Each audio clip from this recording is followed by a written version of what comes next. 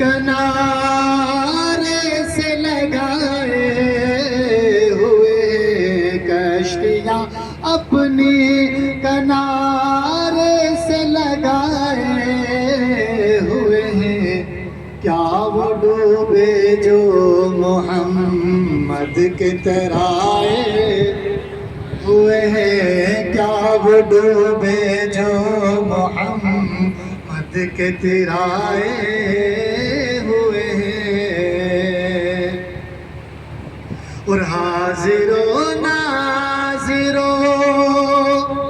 نور و بشر و غیب کو چھوڑ.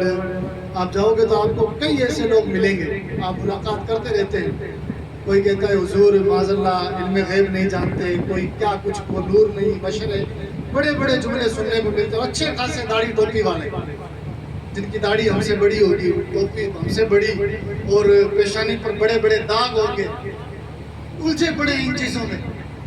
لیکن سید نصیر الدین شاہ نصیر کہتے ہیں حاضر و ناظر و نور و بشر و غیب کو چھوڑ، ارے شکر کر وہ تیرے عیبوں کو چھپائے،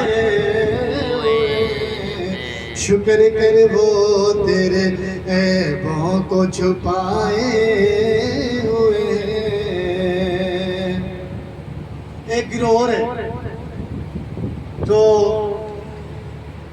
اہل بیت کی آڑ میں صحابہ کرام پر تبرہ بازی کرتا ہے، جو صحابہ کرام کے شان میں برا بھلا کہتے ہیں. الحمدللہ یہ بیماری ہمارے یہاں کم ہے، اللہ کرے نہ آئے، لیکن کئی جگہ پر ایسی ہے. اجمیر میں چلے جو آپ کو کتنے ایسے لوگ مل جائیں گے، اور ہماری قوم ان لوگوں کے ہاتھ اور پاؤں چوم رہی ہے. سب سے بڑے افسوس کی بات تو یہ ہے کہ ہماری قوم ان پیر صاحبان کے ہاتھ چوم رہی ہے. حضرت اجمیر سے آیا ہے، غریب نواز کی بارگاہ سے، جناب جو کسی صحابی کا نہیں، پھر چاہے وہ کسی درگاہ سے، ہمیں اس سے کوئی مطلب نہیں ہے. تو صحابہ کی شان میں تبرہ بازی کرتا ہے. یہ گروہ بھی آپ کو ملے گا. تو سید نصیر الدین شاہ نصیر ان کے بارے میں لکھتے ہیں نام آتے ہی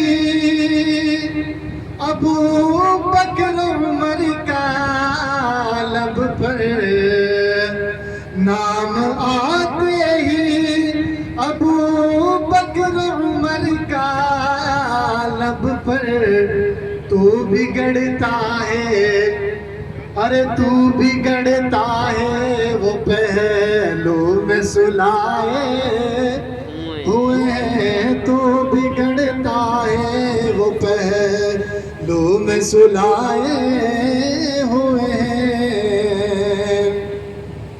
قبر کی نیند سے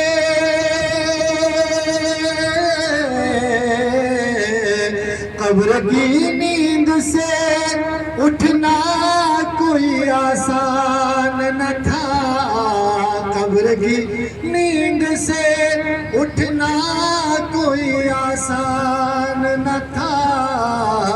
ہم تو محشر میں انہیں دیکھنے آئے ہوئے ہیں، ہم تو محشر میں انہیں دیکھنے آئے ہوئے ہیں. اور شرم سیاہ سے نہیں سامنے آیا جاتا. سید نصیر الدین شاہ نصیر علیہ رحمہ لکھتے ہیں یا رسول اللہ گناہ اتنے کر چکے ہیں، گناہ اتنے کر چکے ہیں، گناہ کر کر کے دل کالا ہو گیا ہے. یہ تو آپ کا کرم ہے کہ چہرہ کالا نہیں ہوا. یہ تو رحمت للعالمین ہمارے یہاں موجود ہے، ہمارے بیچ میں موجود ہے. آیت کا مفہوم ہے، رب فرماتا ہے محبوب میں اس امت کو کیسے عذاب میں مبتلا کر دوں کیونکہ آپ ان میں موجود ہو. یا رسول اللہ چہرہ تو کالا نہیں ہوا گناہ کر کے، لیکن دل کالا ہو چکا ہے. اب ہمیں پتا ہے نا، ہر بندے کو پتا ہے کہ وہ کیا عمل کر کے آیا ہے، مدینہ گیا ہے اور مکہ گیا ہے. ہر بندہ جانتا ہے کہ وہ پیچھے کیا کر کے آیا ہے. جو پیسے کمائے ہیں وہ کدھر سے کمائے ہیں. کوئی بھائی کی زمین جو ہے وہ ہڑپ کر، کوئی بیاج اور سود کے پیسے سے جو ہے جمع کر کے پھر حج اور عمرہ کو جا رہا ہے. تو کیا سمجھتا ہے تجھے کوئی نہیں دیکھتے؟ اس کریم کی بارگاہ میں جا رہا ہے جو دلوں کے حالات سے بھی واقف ہے، جو تیرا دل بھی جانتا ہے کہ یہ پیسے کہاں سے تو نے اکٹھا کیے، جو ہر سال عمرہ کرتا ہے اور یہ تمیز نہیں کہ پیسے کہاں سے آئے ہیں۔ یاد رکھ، جس کی بارگاہ میں جا رہا ہے وہ سب جانتے ہیں کہ تو کس انداز میں آیا ہے اور کس کے پیسے لے کر آیا ہے۔ لوگوں کا خون نچوڑ کر، لوگوں پر ظلم و ستم کر کے ہم پیسہ اکٹھا کریں اور سال میں ایک عمرہ کر کے ہیں اور سمجھے جناب آپ سارے گناہ بخشیں گے، اتنا آسان نہیں ہے۔ شہادت گاہ الفت میں قدم رکھنا لوگ آسان سمجھتے ہیں مسلمان ہونا۔ یہ بزرگ تھے جو کہتے تھے یا رسول اللہ کس منہ سے آپ کی بارگاہ میں آؤں؟ جناب عبد الرحمن جامی جب مدینہ جاتے تھے تو باہر سے واپس پلٹ کر آ جاتے تھے، ساتھ والے عرض کرتے حضور یہاں تک آ گئے تو اندر کیوں نہیں آتے؟ تو آپ جواب دیتے کتے کا کام دربار کے باہر ہوتا ہے، اندر میں کتا گھر کے اندر نہیں ہوتا، باہر ہی تھے۔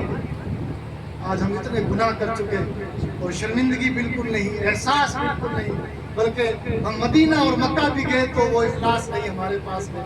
پہلے کا وہ دور الگ تھا کہ لوگ روتے تھے، تڑپتے تھے، آج تو موبائل ہاتھ میں ہوتا ہے جناب، کوئی طواف کر رہا ہے تب بھی وہ سیلفی اور ویڈیوز جو ہے وہ جاری ہیں، ماشاء اللہ عورتوں کے ساتھ میں ہوتا ہے تب بھی ویڈیوز اور جو ہے وہ فوٹوز جو ہے وہ سوشل میڈیا پر جاری اور ساری ہیں، اور پھر مسلمان کہتا ہے کہ حالات جو ہے وہ بد سے بدتر ہوتے جا رہے ہیں۔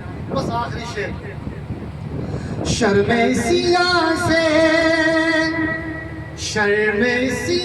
سے نہیں سامنے آیا جاتا، یا رسول اللہ یہ بھی کیا کم ہے تیرے شہر میں آئے، یا آقا ہم تو اس لائق ہی نہیں، یہ بھی کیا کم ہے تیرے شہر میں آئے ہوئے ہیں، کیوں نہ پلہ تیرے اعمال کا بھاری ہو نصیر، اب تو میزان پر سرکار بھی آئے ہوئے ہیں۔ السلام علیکم ورحمۃ اللہ وبرکاتہ۔